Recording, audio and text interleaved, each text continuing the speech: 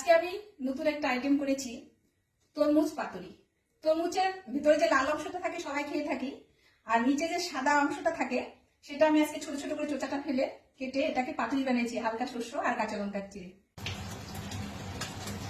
দেখো, তরমুজ তরমুজ আমরা সকলেই খেয়ে থাকি, তাই না? তরমুজের উপরে লাল অংশটাকে কেটে খেয়ে নিয়েছি আগে, পিছনে যে অংশটা সেটা আমরা আজকে কেটে এটা দিয়ে একটা সবজি বানিয়ে দেখাবো আপনাদের। ঠিক আছে, দেখুন কিভাবে কাটতে হয়।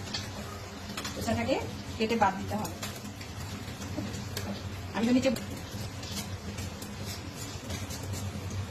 ছোট ছোট পিস করে এটাকে আমরা আজকে তরমুজ পাতুরি বানাবো। ঠিক আছে, দেখবেন এরকম ভাবে কাটতে হবে। একটু হালকা নরম করে নিলাম, তারপর যে পেছনটা তো একটু শক্ত থাকবে, তার জন্য একটু হালকা একটু ফ্রাই করে নিলাম, হালকা একটু নরম করে নিলাম, সফট হবে তাদের থেকে।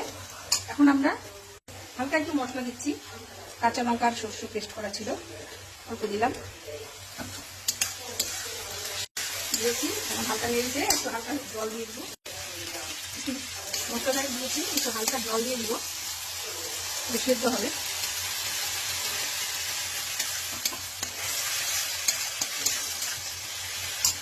একটু দুধ আনা মিষ্টি দিয়ে দিব, তাহলে পাঁচটা পাঁচটা কেটে যাবে।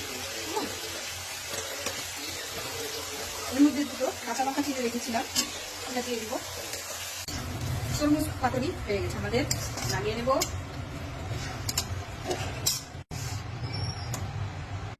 দেখো, তরমুজ পাতুরি রেডি।